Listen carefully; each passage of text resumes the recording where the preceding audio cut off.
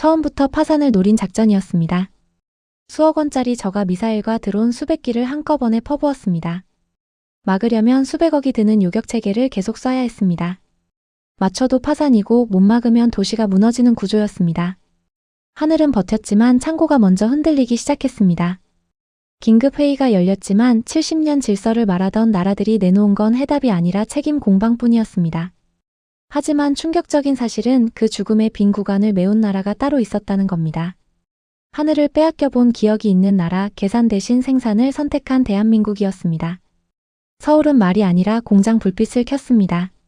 중동 상공에서 벌어진 그 역전의 전말을 지금 공개합니다. 왜 세계가 계산에서 생산으로 방향을 틀었는지, 그리고 누가 그 판을 뒤집었는지 끝까지 확인하셔야 합니다. 지금 구독하시면 말이 아니라 결과로 증명한 대한민국의 선택과 그 숨막히는 전말을 가장 먼저 만나실 수 있습니다. 안녕하세요. 저는 잭 모리슨입니다. 그날 밤 첫 경보가 울린 건 현지 시각 11시 40분이었습니다. 레이더 화면에 점이 찍히기 시작했죠. 하나둘이 아니었습니다. 수백 개가 동시에 솟아올랐습니다. 이란 혁명수비대가 48시간 안에 탄도 미사일 210발과 드론 590대를 동시에 발사했다는 보고가 쏟아졌을 때 나는 워싱턴 국방부 지하상황실 의자에서 그대로 굳어버렸습니다. 붉은 점들이 중동 전역을 뒤덮었고 귀에선 경보음이 쉼없이 울렸으며 눈앞의 숫자들이 현실인지 의심스러울 만큼 빠르게 불어났습니다. 손끝이 차가웠습니다. 숨을 고르려 했지만 잘 되지 않았습니다. 30년 동안 이 일을 해왔지만 이런 화면은 처음이었습니다. 보여주기용이라고. 처음엔 그렇게 단정했습니다. 걸프전 참전 장군의 아들로 자란 나는 이란의 전력을 누구보다 꿰고 있다고 믿었습니다. 낡은 설계, 부족한 정밀도, 부풀려진 수치. 그들의 공세는 늘 그랬습니다. 요란하게 시작해서 흐지부지 끝났죠. 나는 이번에도 그럴 거라고 확신했습니다. 30년 넘게 쌓아온 경험이 그렇게 말하고 있었습니다. 그런데 보고서 한 줄이 시선을 붙잡았습니다. 기당 발사 비용 5억 원. 바로 옆에 병기된 숫자. 우리 측 요격 비용 기당 150억 원이었죠. 두 숫자를 번갈아 봤습니다. 다시 봤습니다. 세 번째 확인했을 때도 숫자는 바뀌지 않았습니다. 틀린 게 아니었습니다. 이게 현실이었습니다. 5억 대 150억이었습니다. 보고서 말미에 붙어있던 한 줄이 그 다음 눈에 들어왔습니다. 이란 혁명수비대 전략 설계팀이 내부 문건에 남긴 문장이었습니다. 번역된 글자였지만 읽는 순간 위장이 뒤집히는 것 같았습니다. 우리는 5억으로 쐈다. 너희는 150억으로 막아라. 협박이 아니었습니다. 계산이었습니다. 30배의 비용 차이를 전략으로 만든 자들의 선언이었죠. 쏘는 비용은 최소화하고 막는 비용은 극대화시키는 구조였습니다. 재고를 고갈시켜 상대를 먼저 파산시키겠다는 설계였죠. 그들은 전장을 이기려는 게 아니었습니다. 상대의 창고를 먼저 비우려는 것이었습니다. 전쟁을 군사적으로 끝내는 게 아니라 경제적으로 질식시키려는 전략이었습니다. 미사일 한 발을 쏠 때마다 우리는 30배의 비용을 써야 했습니다. 그들이 1000발을 쏘면 우리는 30조 원을 태워야 하는 구조였죠. 그들의 슬로건은 처음부터 정해져 있었습니다. 싸게 쏘고 비싸게 맞게 만든다. 단순하고 잔인한 논리였습니다. 그리고 그 단순함이 가장 무서운 것이었습니다. 상황실은 소란스러웠습니다. 누군가 수화기를 붙들었고 누군가 지도를 두드렸고 누군가 명령을 외쳤습니다. 그 소음들이 나에게는 멀게만 들렸습니다. 머릿속에서 5억과 150억이 계속 충돌하고 있었으니까요. 이란이 500발을 추가로 쏘면 우리는 요격에만 7조 5천억 원을 쏟아붓는 셈이었습니다. 이란의 탄약고가 먼저 바닥날까? 아니면 우리 재정이 먼저 무너질까? 그 계산이 머릿속을 돌기 시작하자 더 이상 냉소가 유지되지 않았습니다. 냉소 아래에 있던 공포가 천천히 얼굴을 내밀었습니다. 이건 내가 한 번도 대비해 본 적 없는 방식의 전쟁이었습니다. 경험이 아니라 산수가 판을 지배하는 전쟁이었습니다. 그리고 나는 그 산수 앞에서 완전히 무기력했습니다. 나는 서류를 내려놓았습니다. 이건 전쟁이 아니었습니다. 소모전이었습니다. 이란은 그 게임판을 오래전부터 설계해 두었고 우리는 아무것도 모른 채 그 판 위에 올라온 것이었죠. 등받이에 몸을 기댔습니다. 등줄기로 찬 기운이 흘렀습니다. 경보음은 멈추지 않았고 붉은 점들은 계속 늘어났습니다. 무기가 아니라 숫자 싸움에서 우리는 과연 버텨낼 수 있는 걸까? 우리가 준비한 창고의 크기가 이 속도를 감당할 수 있는 걸까? 창고가 먼저 바닥나는 순간 그 빈자리로 무엇이 들어올지 나는 이미 알고 있었습니다. 그걸 알면서도 대책이 없었습니다. 48시간 안에 210발과 590대. 그 숫자들이 화면 위에서 천천히 다시 커졌습니다. 대답은 없었습니다. 화면만 붉게 타올랐습니다. 재고 보고서가 처음 올라온 건 교정 개시 24시간이 지난 시점이었습니다. 사드 요격 성공률 91%. 숫자만 보면 나쁘지 않았습니다. 아니, 솔직히 말하면 꽤 좋은 숫자였죠.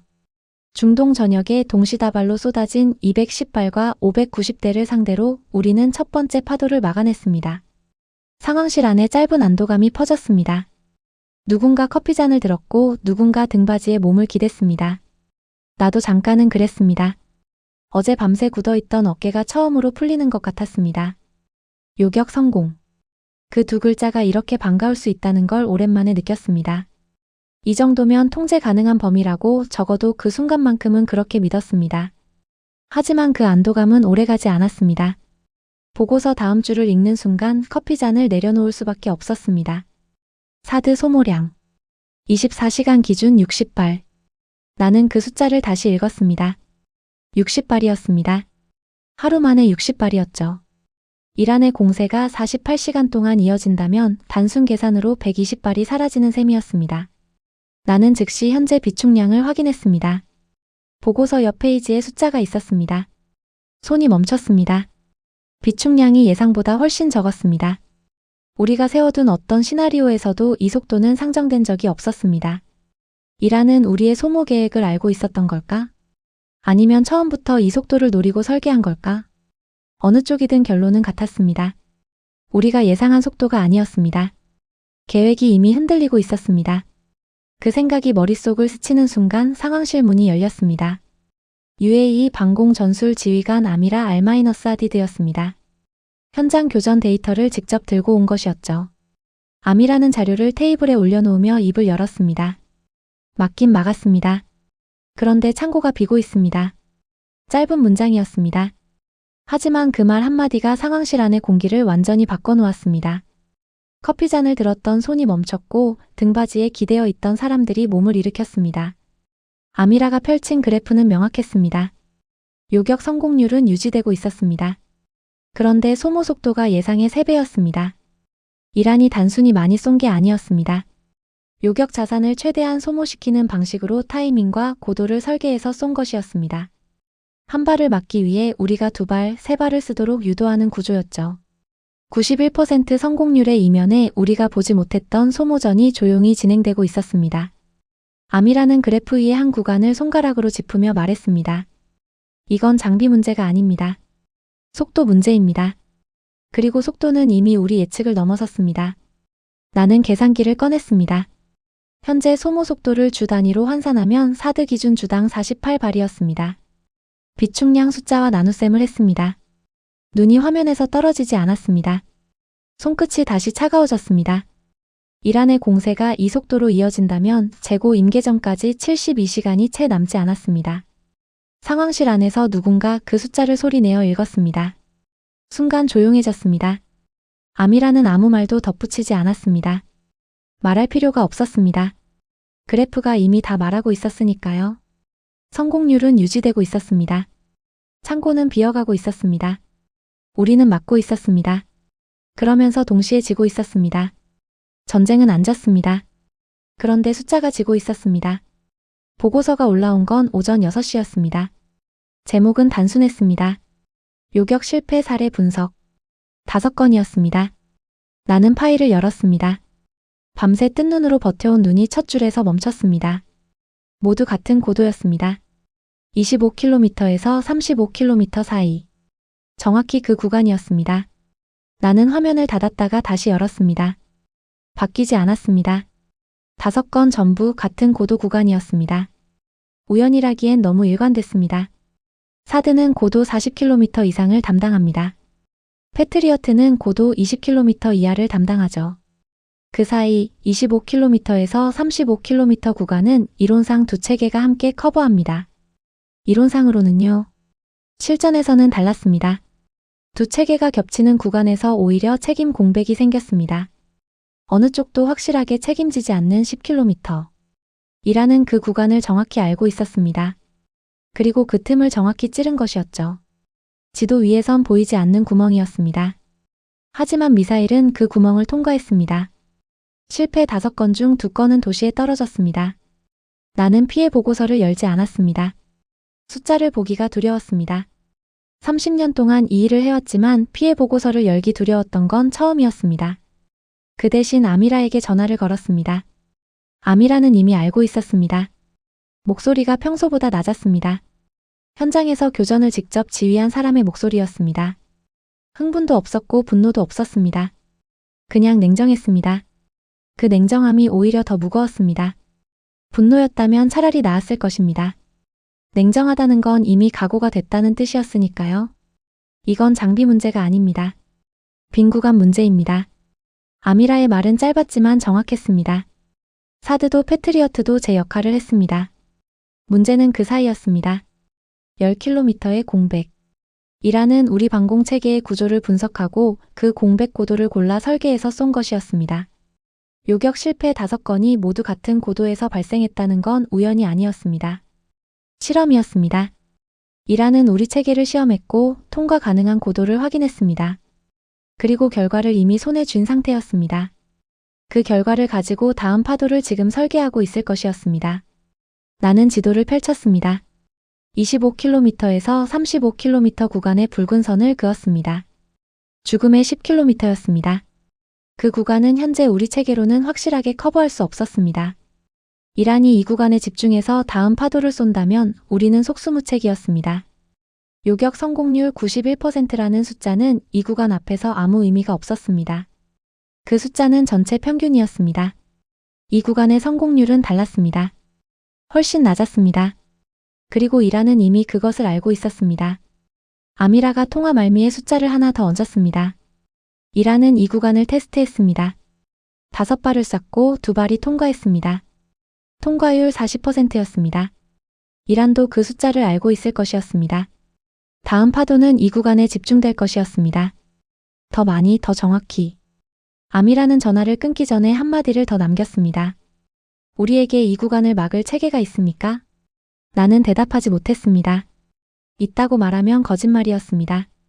없다고 말하면 그 다음이 두려웠습니다. 나는 의자에서 일어났습니다.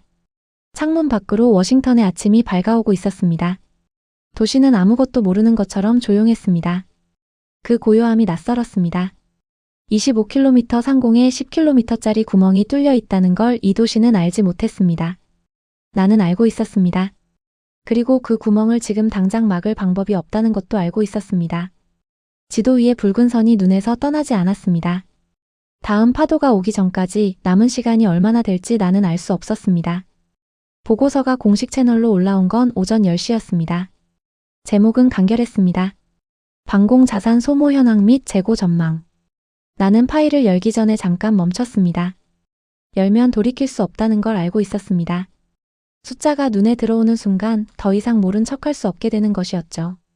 책상 위 커피잔에서 김이 올라오고 있었습니다. 창밖으로는 워싱턴의 평범한 오전이 흘렀습니다. 그 평범함이 이상하게 느껴지는 아침이었습니다. 지난 48시간 동안 중동에서는 210발의 미사일과 590대의 드론이 쏟아졌습니다. 여기 워싱턴은 아무것도 모른 채 커피를 마시고 있었습니다. 나는 결국 파일을 열었습니다. 첫 페이지에 표가 하나 있었습니다. 체계별 소모량과 잔여 비축량이었습니다. 사드. 잔여 비축량 옆에 숫자가 찍혀 있었습니다. 나는 그 숫자를 보고 눈을 감았습니다. 다시 떴습니다. 바뀌지 않았습니다. 2페이지를 넘겼습니다. 소모 속도 분석 항목이 나왔습니다. 주당 48발. 현재 교전 강도가 유지될 경우의 예측치였습니다. 나는 잔여 비축량을 48로 나눴습니다. 손이 멈췄습니다. 계산기를 꺼내서 다시 확인했습니다. 같은 숫자가 나왔습니다. 틀리기를 바랐지만 숫자는 정직했습니다. 72시간이었습니다. 재고 임계 전까지 72시간. 그 이후에는 요격 자산이 부족해 방어선을 유지할 수 없었습니다. 이란이 그 타이밍을 계산하고 있다면 72시간 이후에 가장 강력한 파도를 쏠 것이었습니다.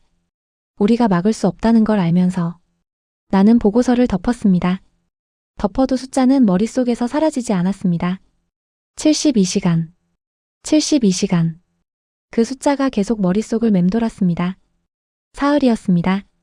고작 사흘이었습니다. 걸프전 당시 아버지는 사흘이면 전선 하나를 밀었다고 했습니다. 이번에 우리에게 주어진 사흘은 달랐습니다. 우리가 버텨야 하는 시간이 아니었습니다. 우리가 무너질 수 있는 시간이었습니다. 회의는 오후 2시에 소집됐습니다. 국방부 장관을 포함해 합참의장과 주요 지휘관들이 모두 들어왔습니다. 나는 발표 자료를 준비했습니다. 화면에 첫 슬라이드를 띄웠습니다. 현재 소모 속도. 주당 48발. 방 안이 조용해졌습니다. 두 번째 슬라이드. 재고 임계점. 72시간. 누군가 낮게 욕설을 내뱉었습니다. 장관이 고개를 들었습니다. 나는 계속했습니다. 이란의 공세가 현재 강도로 유지될 경우 우리는 72시간 안에 사드 자산이 임계점에 도달합니다. 그 이후로는 고고도 방어에 구멍이 생깁니다. 이란이 그 타이밍을 알고 있다면 그때가 가장 위험한 순간입니다. 장관이 물었습니다. 재보급 일정은? 나는 대답했습니다. 최소 3개월이었습니다. 방 안의 공기가 달라졌습니다. 합참의장이 테이블을 손가락으로 두드렸습니다. 누군가 서류를 내려놓는 소리가 났습니다. 누군가 물을 마셨습니다. 그 작은 동작들 하나하나가 패닉을 감추려는 몸짓처럼 보였습니다. 회의실 안의 침묵은 무거웠습니다. 3개월과 72시간. 그 간격이 방 안을 가득 채우고 있었습니다. 누군가 동맹국에 요청하는 방법은 없냐고 물었습니다. 나는 잠시 망설였습니다. 동맹국도 같은 체계를 쓰고 있었습니다. 여유 재고가 없었습니다. 방 안에 다시 침묵이 내려앉았습니다. 합참의장이 말했습니다. 이란이 이 수치를 알고 있을 가능성은? 나는 대답했습니다. 높다고 봐야 한다고. 이란은 우리의 소모 속도를 설계한 쪽이었습니다. 그들은 주당 48발이라는 속도를 만들기 위해 공격 패턴을 조율했을 가능성이 있었습니다. 그렇다면 72시간 이후 시점에 2차 공세를 준비하고 있을 것이었습니다. 그리고 2차 공세는 빈 구간을 집중적으로 노릴 것이었습니다. 25km에서 35km, 그 죽음의 10km 구간이었습니다. 재고가 바닥나고 빈 구간까지 노출되면 우리가 막을 수 있는 건 없었습니다. 회의실이 다시 조용해졌습니다. 이번 침묵은 더 길었습니다. 누군가 창밖을 봤습니다. 누군가 눈을 감았습니다. 나는 화면을 바라봤습니다. 72시간이라는 숫자가 슬라이드 위에 그대로 남아 있었습니다. 아미라가 발언을 요청했습니다. 현장 데이터를 직접 가져온 사람의 발언이었죠. 아미라는 자리에서 일어나지 않고 앉은 채로 말했습니다. 목소리는 낮았지만 방 안 전체에 들렸습니다. 전쟁은 안 졌습니다. 그런데 숫자가 졌습니다. 짧았습니다. 하지만 그 말이 회의실을 완전히 조용하게 만들었습니다. 누구도 반박하지 않았습니다. 반박할 수 없었습니다. 요격 성공률은 여전히 유지되고 있었습니다. 도시는 대부분 버티고 있었습니다. 그런데 우리는 지고 있었습니다. 숫자가 먼저 무너지고 있었습니다. 그리고 숫자가 무너지면 그 다음에 무너지는 건 방어선이었습니다. 암이라는 그 구조를 한 문장으로 압축한 것이었습니다. 방 안의 모든 사람이 그걸 알고 있었습니다. 하지만 누구도 먼저 말하지 않았을 뿐이었습니다. 장관이 말했습니다. 선택지를 가져오라고. 회의가 끝났습니다. 나는 고개를 끄덕였습니다. 그런데 속으로는 이미 알고 있었습니다. 선택지가 많지 않다는 걸. 재보급은 3개월.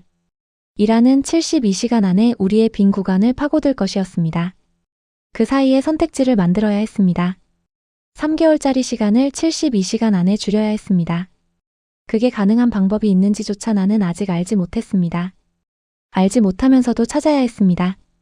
그것이 내일이었습니다. 나는 회의실을 나왔습니다. 복도에 잠깐 서 있었습니다. 사람들이 지나쳤습니다. 전화기를 들고 뛰는 사람, 서류를 안고 이동하는 사람, 누군가와 낮게 속삭이는 사람. 국방부 복도는 언제나 바빴지만 그날은 달랐습니다. 빠른 게 아니었습니다. 쫓기는 것이었습니다. 72시간이라는 숫자가 복도 전체를 누르고 있는 것 같았습니다. 경보음은 없었습니다. 그런데 모두가 쫓기고 있었습니다. 나도 마찬가지였습니다. 나는 복도 끝 창가 앞에서 잠시 걸음을 멈췄습니다. 30년 동안 이 복도를 걸었습니다. 이렇게 무거운 복도는 처음이었습니다. 그리고 이렇게 시간이 없었던 적도 처음이었습니다. 나는 사무실로 돌아와 앉았습니다. 빈 종이 한 장을 꺼냈습니다. 맨 위에 숫자 3개를 적었습니다. 주당 48발, 72시간, 3개월. 이 세 숫자 사이에 답이 있어야 했습니다. 아직 보이지 않았습니다. 창밖으로 워싱턴의 오후가 밝게 이어졌습니다. 차들이 지나갔고 사람들이 걸었습니다. 도시는 여전히 몰랐습니다. 하늘 어딘가에 구멍이 뚫려 있다는 걸, 우리에게 주어진 시간이 72시간이라는 걸. 나는 펜을 들었습니다.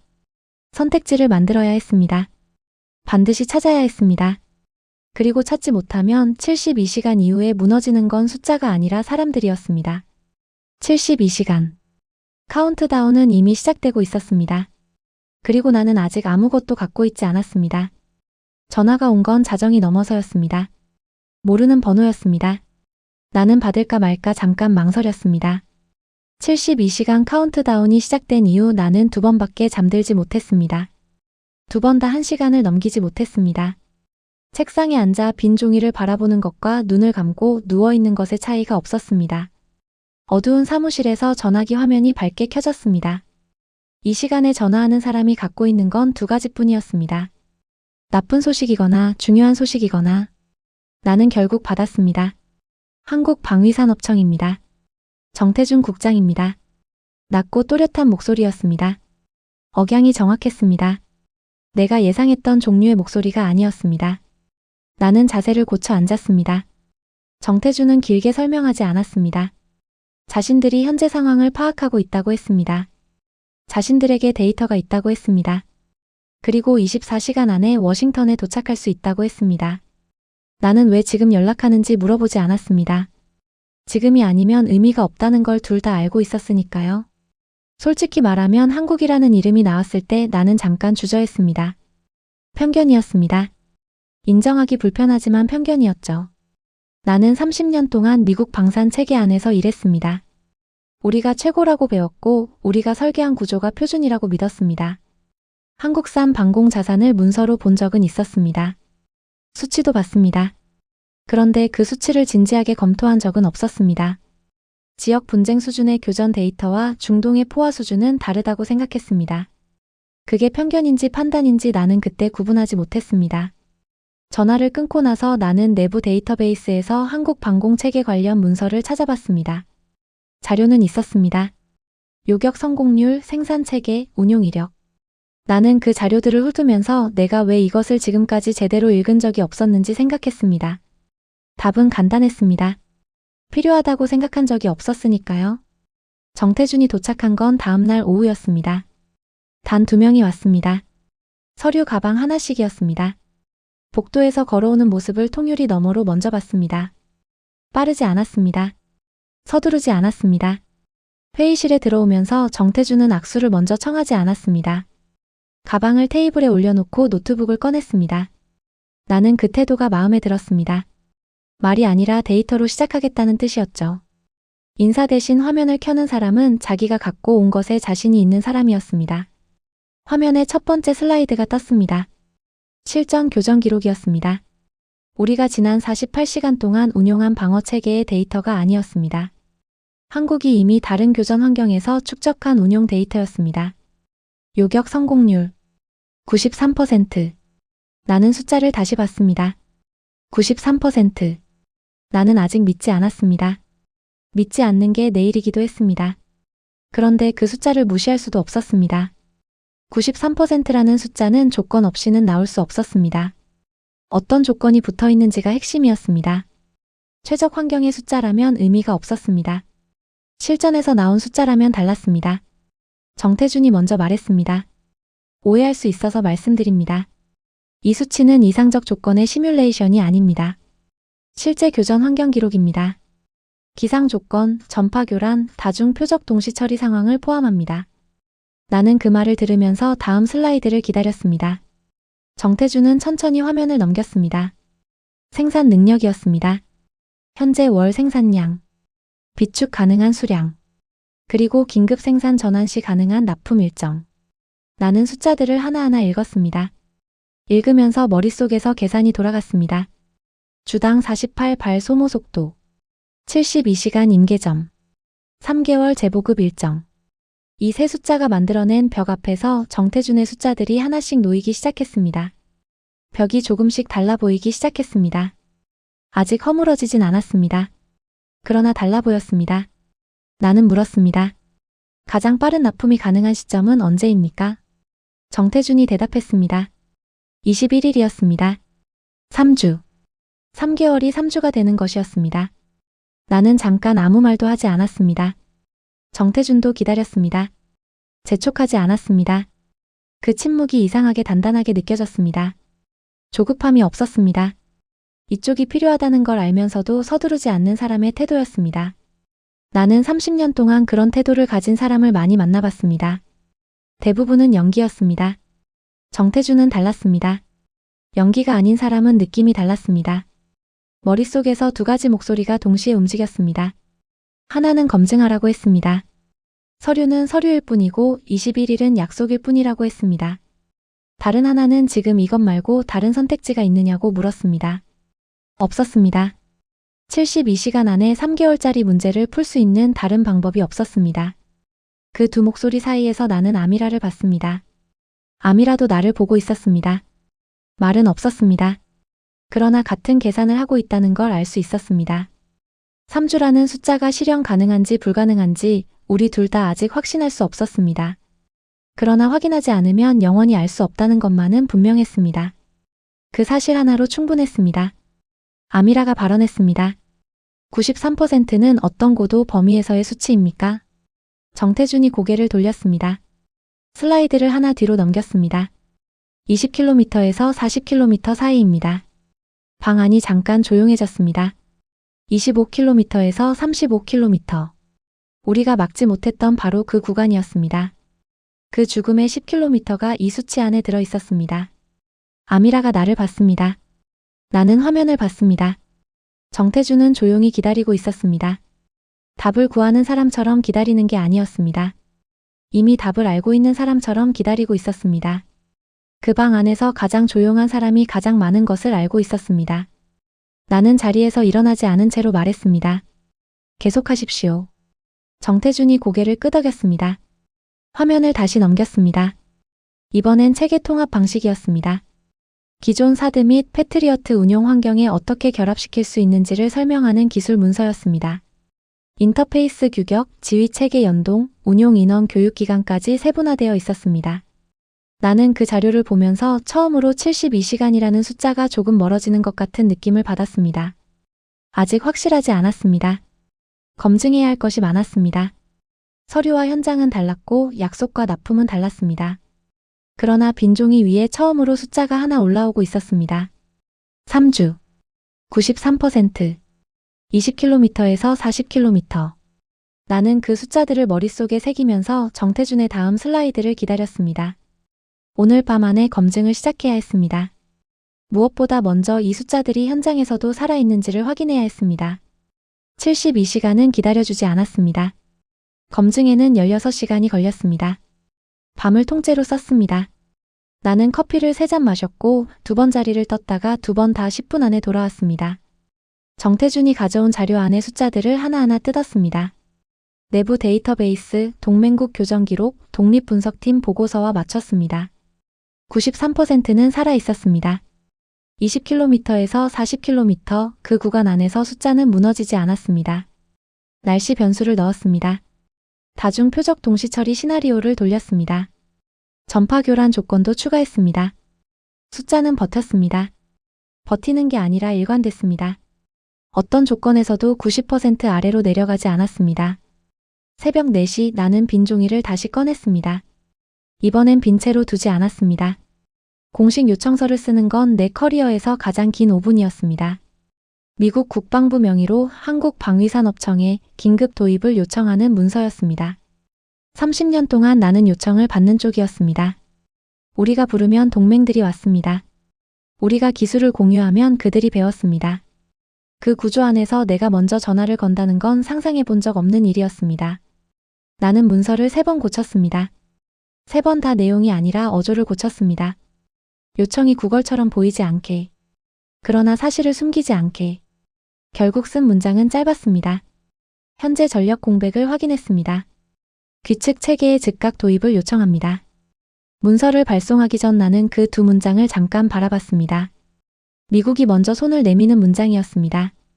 정태준은 24시간 안에 답했습니다. 답변은 문서가 아니라 전화였습니다. 오전 10시. 나는 수화기를 들자마자 그가 조건을 말할 거라는 걸 알았습니다. 그리고 실제로 그랬습니다. 조건이 3가지입니다. 목소리는 지난번과 같았습니다. 낮고 빠르지 않고 흔들리지 않았습니다. 나는 펜을 들었습니다. 첫째, 실전 배치를 전제로 합니다. 비축 목적의 도입은 계약 조건에 반합니다. 나는 받아 적으면서 멈췄습니다. 비축 금지. 그 단어가 걸렸습니다. 미국 방산 계약에서 비축은 기본값에 가까웠습니다. 재고를 확보해두고 필요할 때 쓰는 것, 그게 우리가 동맹에게 가르쳐온 방식이었습니다. 정태준은 그 방식을 거부하고 있었습니다. 창고용 무기를 만들지 않는다는 말의 뜻이 비로소 실감으로 왔습니다. 둘째, 장기 협력 체계를 전제로 합니다. 단발 거래는 받지 않습니다. 나는 계속 받아 적었습니다. 장기 협력. 이건 단순한 무기 수출이 아니라는 뜻이었습니다. 기술 이전, 공동훈련, 체계 연동까지 포함된 구조를 요구하는 것이었습니다. 우리가 다른 나라에 내미는 방식과 정확히 같았습니다. 입장이 바뀌어 있었습니다.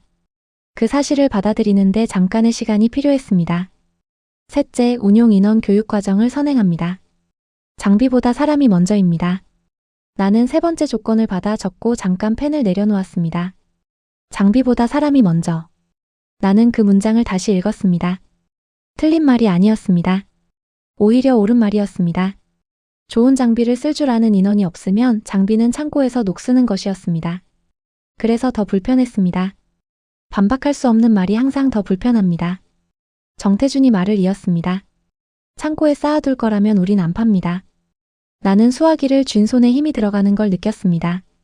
화가 난 건 아니었습니다. 화를 낼 수 없었습니다. 틀린 말을 하는 사람에게는 반박할 수 있습니다. 옳은 말을 하는 사람에게는 침묵할 수밖에 없습니다. 나는 침묵했습니다. 잠깐 기다려 주십시오. 내부 협의가 필요합니다. 정태준의 대답은 짧았습니다. 물론입니다. 다만 72시간 안에 주십시오. 전화를 끊고 나서 나는 창문 쪽으로 걸어갔습니다. 워싱턴은 맑았습니다. 그 맑음이 낯설게 느껴졌습니다. 나는 정태준의 조건 3가지를 머릿속에서 다시 정렬했습니다. 실전 배치, 장기 협력, 사람 우선. 이건 무기 계약이 아니었습니다. 파트너십 협상이었습니다. 그것도 상대가 조건을 쥐고 있는 협상이었습니다. 우리가 이쪽 자리에 앉아본 적이 얼마나 됐는지 기억이 나지 않았습니다. 나는 아미라에게 전화했습니다. 내용을 전달했습니다. 아미라는 잠깐 침묵했습니다. 우리도 같은 조건이었습니다. 나는 의미를 바로 이해했습니다. UAE도 같은 조건으로 계약했다는 뜻이었습니다. 비축 금지, 장기 협력, 운용 인원 선행 교육. 정태준은 우리에게만 그 조건을 내민 게 아니었습니다. 모두에게 같은 기준을 적용하고 있었습니다. 아미라가 한마디를 덧붙였습니다. 그 조건 때문에 우리가 실제로 쓸 줄 알게 됐습니다. 나는 그 말을 받아 적지는 않았습니다. 그러나 잊지도 않았습니다. 비축이 아니라 운용. 그게 핵심이었습니다. 어떤 나라가 얼마짜리 거래를 원하든 조건은 바뀌지 않는다는 것이었습니다. 미국이라고 예외가 될 리 없었습니다. 내부 보고는 2시간 뒤였습니다. 나는 보고서를 작성하면서 3가지 조건을 그대로 옮겼습니다. 하나도 빠뜨리지 않았습니다. 미화하지 않았습니다. 국방장관이 문서를 보다가 멈췄습니다. 비축 금지라는 조건을 보고 눈살을 찌푸렸습니다. 나는 먼저 말했습니다. 저도 같은 반응이었습니다. 그런데 틀린 조건이 아닙니다. 국방장관은 잠깐 나를 봤습니다. 그리고 다시 문서를 봤습니다. 회의실이 조용해졌습니다. 그 침묵이 꽤 길었습니다. 테이블 맞은편에 앉은 합참 관계자 한 명이 물었습니다. 우리가 수락해야 합니까? 나는 대답했습니다. 대안이 없으면 조건이 아닙니다. 현실입니다. 아무도 더 말하지 않았습니다. 회의는 그렇게 끝났습니다. 16시간 뒤 수락 통보가 나갔습니다. 나는 직접 전화했습니다. 정태준은 받았습니다. 나는 조건 3가지를 전부 수용한다고 말했습니다. 정태준은 짧게 답했습니다. 21일 후 첫 물량이 출발합니다. 나는 전화를 끊고 나서 처음으로 등받이에 기댔습니다. 72시간 카운트다운이 처음으로 속도를 줄이는 것 같았습니다. 정확히 멈춘 건 아니었습니다. 그러나 달라졌습니다. 빈 종이 위에 방향이 하나 생겼습니다. 이란이 다시 쏜 건 21일째 새벽이었습니다. 정태준의 첫 물량이 현장에 도착한 지 정확히 사흘 뒤였습니다. 우연이 아니었습니다. 이란은 우리의 보급 일정을 알고 있었습니다. 혹은 알고 있다고 판단하고 움직였습니다. 새벽 2시 40분 레이더에 첫 신호가 잡혔습니다. 나는 지휘통제실에 있었습니다. 그날 밤 나는 잠을 자지 않았습니다. 21일 전부터 이미 예상하고 있었습니다. 이란은 우리가 체계를 교체하는 것을 알고 있을 것이었습니다. 교체 직후 운용 숙련도가 낮을 타이밍을 노릴 것이었습니다. 화면이 한꺼번에 붉어졌습니다. 탄도 미사일 19발, 순항 미사일 32발, 드론 240기. 첫 번째 공격보다 규모는 작았습니다. 그러나 구성이 달랐습니다. 고도 분산이 정밀했습니다. 25km에서 35km 구간에 집중된 탄도 미사일 비율이 첫 번째보다 3배 높았습니다. 이란은 우리가 어디서 뚫렸는지 알고 있었습니다. 그리고 다시 그 구간을 노리고 있었습니다. 첫 번째 공격에서 배웠다는 뜻이었습니다. 우리도 배웠습니다. 차이는 이쪽이 먼저 메웠다는 것이었습니다. 나는 아미라에게 연락했습니다. 이미 알고 있었습니다. 현장은 경보 상태였습니다. 아미라의 목소리는 짧았습니다. 한국 체계 가동 중입니다. 나는 그 말을 듣고 화면에서 눈을 뗄 수 없었습니다. 21일 전까지만 해도 그 구간은 비어 있었습니다. 지금은 달랐습니다. 25km에서 35km 사이 죽음의 10km를 한국 체계가 채우고 있었습니다. 실전 데이터가 아니라 실전이었습니다. 나는 지도 위에 표시된 방어구역을 봤습니다. 첫 번째 공격 때 텅 비어있던 고도 구간에 요격체계 배치가 찍혀 있었습니다. 그 표시 하나가 21일의 무게를 담고 있었습니다. 첫 번째 요격은 발사 3분 뒤 이루어졌습니다. 탄도 미사일 한 발. 27km 고도에서 격추됐습니다. 나는 화면에서 그 점이 사라지는 걸 봤습니다. 두 번째, 세 번째. 한국 체계는 연속으로 응답하고 있었습니다. 나는 숫자를 세기 시작했습니다. 발사 15분 동안 탄도 미사일 12발이 중저고도 구간에서 요격됐습니다. 12발 중 11발이었습니다. 하나가 새어나갔습니다. 나는 그 한 발을 추적했습니다. 패트리어트가 받아냈습니다. 최종 격추 고도 8km. 도시에는 닿지 않았습니다. 첫 번째 공격 때 두 도시가 맞았던 이유가 바로 이 구간이었습니다. 이번엔 그 구간에서 새어나간 것들이 모두 다음 층에서 잡혔습니다. 층과 층 사이에 빈틈이 없었습니다. 화면이 계속 움직였습니다. 순항 미사일들이 저고도로 스며들고 있었습니다. 사드가 분산 대응하고 있었습니다. 드론 편대는 세 방향에서 동시에 진입하고 있었습니다. 나는 지휘통제실 안에서 이 전체 그림을 처음으로 하나로 볼 수 있었습니다. 첫 번째 공격 때는 구간마다 체계가 달라 화면이 조각나 보였습니다. 이번엔 달랐습니다. 고도별로 역할이 정렬돼 있었습니다. 한국 체계가 중간을 잡고 사드가 고고도를 막고 패트리어트가 저고도를 처리했습니다. 구멍이 보이지 않았습니다. 이란이 노린 구간에 방패가 서 있었습니다. 지휘통제실 안의 공기가 달라지는 게 느껴졌습니다. 아무도 말하지 않았지만 모두가 같은 화면을 보고 있었습니다. 나는 그 긴장이 어느 순간부터 다른 종류로 바뀌고 있다는 걸 알아차렸습니다. 불안의 긴장이 아니었습니다. 집중의 긴장이었습니다. 30분이 지났습니다. 공격 파고가 줄어들기 시작했습니다. 이란은 추가 발사 없이 첫 번째 팔을 모두 쐈습니다. 나는 요격 현황판을 봤습니다. 탄도 미사일 19발 중 18발 요격. 순항 미사일 32발 중 30발 요격. 드론 240기 중 221기 요격. 전체 요격률 92%. 피격 목표물 없음. 도시 피해 없음. 나는 숫자를 2번 확인했습니다. 도시 피해 없음. 그 네 글자가 낯설게 느껴졌습니다. 첫 번째 공격 때 두 도시가 맞았습니다. 이번엔 없었습니다. 이란이 정확히 같은 구간을 노렸는데 이번엔 그 구간에 구멍이 없었습니다. 나는 의자에 앉은 채로 잠깐 눈을 감았습니다. 21일이었습니다. 21일 만에 뚫려 있던 구간이 닫혔습니다. 정태준이 21일이라고 했을 때 나는 그게 가능한 숫자인지 의심했습니다. 지금 화면이 그 의심에 답하고 있었습니다. 아미라의 통신이 들어왔습니다. 이번엔 구멍이 없었습니다. 짧은 보고였습니다. 나는 아무 말도 하지 않았습니다. 할 말이 없었습니다. 화면 속 숫자들이 그 말을 이미 하고 있었습니다. 92%. 도시 피해 없음. 25km에서 35km. 세 줄이면 충분했습니다. 나는 아미라의 목소리에서 무언가를 들었습니다. 보고가 아니었습니다. 확인이었습니다. 이쪽도 저쪽도 같은 화면을 보면서 같은 결론에 도달했다는 확인이었습니다. 나는 지휘통제실 한쪽에 서 있는 운용 인원들을 봤습니다. 한국 측에서 파견된 교육 담당자 2명이 그 옆에 있었습니다. 정태준의 세 번째 조건이었습니다. 장비보다 사람이 먼저. 그 두 사람이 21일 동안 현장에서 인원을 훈련시켰습니다. 교범이 아니라 실제 장비 앞에서 직접 가르쳤습니다. 지금 화면에 찍히는 요격 결과들은 그 21일의 산출물이었습니다. 나는 그 두 사람을 보면서 정태준의 조건들이 왜 그 순서였는지를 처음으로 이해했습니다. 실전 배치, 장기 협력, 사람 우선. 조건이 아니라 순서였습니다. 장비는 사람이 쓸 줄 알아야 살아있는 것이었습니다. 정태준은 그것을 조건으로 포장했지만 실제로는 원칙이었습니다. 새벽 5시 현장에서 피해 집계가 올라오기 시작했습니다. 민간 피해 없음. 군사 피해 없음. 인명 피해 없음. 나는 보고서를 받으면서 손이 움직이지 않는 걸 느꼈습니다. 30년 동안 이 자리에서 숫자를 봐왔습니다. 피해 집계에는 항상 숫자가 있었습니다. 작은 숫자도 있었고 큰 숫자도 있었습니다. 없음이라는 단어가 3줄 연속으로 나오는 건 처음이었습니다. 나는 그 3줄을 다시 읽었습니다. 민간 피해 없음.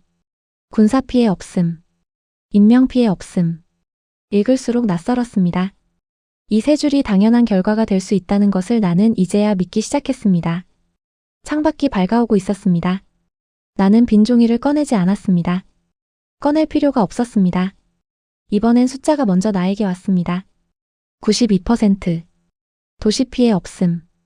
25km에서 35km. 이란이 뚫으려 했던 그 구간이 이번엔 막혀 있었습니다. 그리고 그 구간을 막은 건 21일 전에 서울에서 날아온 물량이었습니다. 나는 그 사실을 보고서에 적었습니다. 사실 그대로였습니다. 어떤 수식도 필요하지 않았습니다. 보고서가 배포된 건 2차 공격 종료 6시간 뒤였습니다. 나는 그 보고서를 작성한 사람이었습니다. 92%. 도시 피해 없음. 한국 체계 운용 구간 전원 요격 성공. 사실만 적었습니다. 수식어를 달지 않았습니다. 설명도 덧붙이지 않았습니다. 숫자가 스스로 말하게 했습니다. 그런데 그 사실들이 배포되고 나서 12시간 안에 6개 나라에서 연락이 왔습니다. 사우디아라비아, 이스라엘, 카타르, 쿠웨이트, 요르단, 바레인. 나는 그 목록을 보면서 숫자를 세지 않았습니다. 전화를 받는 순서를 세고 있었습니다. 첫 번째가 사우디아라비아였습니다. 마지막이 바레인이었습니다. 6번째 전화가 끊기고 나서 나는 잠깐 수화기를 내려다봤습니다. 24시간 전까지만 해도 이 수화기는 내가 서울에 전화하기 위해 들었던 것이었습니다. 지금은 달랐습니다. 방향이 바뀌어 있었습니다. 6통의 전화에서 공통으로 나온 문장이 있었습니다. 가격은 중요하지 않습니다. 이번 달 안에 필요합니다. 나는 그 문장을 처음 들었을 때 잘못 들은 줄 알았습니다. 두 번째 전화에서 같은 문장이 나왔을 때 메모했습니다. 세 번째부터는 기다리게 됐습니다. 어느 시점에 그 말이 나오는지를. 6통 중 5통에서 통화 시작 3분 안에 나왔습니다. 가격 협상이 아니었습니다. 타이밍 협상이었습니다. 이달 안에 배정받을 수 있는지, 다음 달 생산분에 들어갈 수 있는지를 묻는 것이었습니다. 이 나라들은 무기가 얼마인지를 묻지 않았습니다. 언제 받을 수 있는지를 물었습니다. 무기가 아니라 순서를 사고 있었습니다. 나는 정태준에게 전화했습니다. 6나라의 요청을 전달했습니다. 이름, 물량, 요청 시기를 순서대로 읽었습니다. 정태준은 듣는 내내 말이 없었습니다. 나는 다 읽고 나서 기다렸습니다. 정태준의 침묵이 이전과 달랐습니다. 당황한 침묵이 아니었습니다. 계산하는 침묵이었습니다. 이 사람은 놀란 게 아니었습니다. 예상했던 것이었습니다. 나는 그 침묵의 성질을 보면서 정태준이 2차 공격 결과를 미리 계산하고 있었다는 걸 알았습니다. 실전이 증명하면 수요가 따라온다는 것을, 그리고 그 수요를 받아낼 준비도 이미 하고 있었다는 것을. 현재 생산 일정으로는 동시 수용이 불가합니다. 우선순위를 정해야 합니다. 나는 그 말을 들으면서 무언가가 뒤집히는 느낌을 받았습니다. 우선순위를 정하는 쪽이 바뀌었습니다. 예전에는 우리가 물량을 배분했습니다. 어느 동맹에게 얼마를 언제 줄지를 우리가 결정했습니다. 지금은 정태준이 그 자리에 있었습니다. 생산 라인이 하나이고 수요가 6이면 순서를 쥔 쪽이 협상의 중심이었습니다. 나는 그 구조를 30년 동안 쥐고 있었습니다. 지금은 다른 사람이 쥐고 있었습니다. 그 사실이 불쾌하지 않았습니다. 정확하게는 불쾌함보다 더 크고 무거운 감정이 있었습니다. 당연하다고 생각했던 것이 당연하지 않았다는 인식이었습니다. 성급금 30%를 먼저 입금한 순서로 배정합니다. 그것이 기준입니다. 나는 그 말을 받아 적었습니다. 성급금 30% 선입금 순 배정. 방산계약에서 성급금은 통상계약 완료 이후 지급됩니다. 정태준은 그 순서를 뒤집고 있었습니다. 먼저 입금한 나라가 먼저 받는다. 신용이 아니라 속도가 기준이었습니다. 어떤 나라든 얼마나 크든 상관없었습니다. 먼저 움직이는 쪽이 먼저 얻었습니다. 나는 그 일관성이 처음엔 경직된 태도처럼 보였다는 걸 기억했습니다. 지금은 달랐습니다. 일관성은 신뢰의 다른 이름이었습니다. 정태준이 내민 조건은 처음부터 지금까지 한 번도 바뀐 적이 없었습니다. 나는 아미라에게 이 내용을 전달했습니다. 아미라는 짧게 말했습니다. UAE는 이미 입금했습니다. 나는 그 타이밍을 이해했습니다. 아미라는 2차 공격 결과가 나오기 전에 움직였다는 뜻이었습니다. 92%가 확인되기 전에, 도시 피해 없음이 집계되기 전에 이미 성급금을 보냈습니다. 결과를 보고 판단한 게 아니었습니다. 과정을 보고 판단한 것이었습니다. 나는 그 차이가 크다는 걸 알았습니다. 결과를 본 뒤에 움직이는 나라와 과정을 보고 먼저 움직이는 나라는 다른 종류의 파트너였습니다. 아미라는 처음부터 그 차이를 알고 있었습니다. 워싱턴에서 회의가 소집됐습니다. 나는 6통의 전화 기록과 정태준의 조건을 보고했습니다. 회의실 분위기가 달랐습니다. 이전까지의 회의는 우리가 무엇을 할지를 결정하는 자리였습니다. 이번 회의는 우리가 어느 순서에 들어갈 수 있는지를 파악하는 자리였습니다. 국방장관이 물었습니다. 미국은 몇 번째입니까? 나는 대답했습니다. 확정되지 않았습니다. 성급금 순서에 따릅니다. 회의실이 조용해졌습니다. 그 침묵이 이번엔 짧지 않았습니다. 회의실 안에 있는 사람들이 방금 들은 말의 의미를 각자 소화하고 있었습니다. 미국이 순번을 기다린다. 그 문장이 회의실 공기 속에 가라앉아 있었습니다. 누군가가 말했습니다. 우리가 순번을 기다려야 한다는 뜻입니까? 나는 고개를 들었습니다. 기다리거나 먼저 입금하거나입니다. 그것이 현재의 조건입니다. 아무도 반박하지 않았습니다. 반박할 수 없었습니다. 회의는 길지 않았습니다. 결론은 하나였습니다. 12시간 뒤 성급금 이체가 완료됐습니다. 나는 정태준에게 통보했습니다. 정태준은 확인했다고 했습니다. 그리고 납품 예정 일정을 문자로 보내왔습니다. 21일. 나는 그 숫자를 보면서 처음으로 웃음이 나올 것 같았습니다. 첫 번째 납품도 21일이었습니다. 두 번째도 21일이었습니다. 이제 세 번째도 21일이었습니다. 정태준은 약속한 숫자를 지키는 사람이었습니다. 나는 그 사실을 처음 들었을 때 의심했습니다. 지금은 의심하지 않았습니다. 21일은 정태준의 숫자가 아니었습니다. 생산 라인의 숫자였습니다.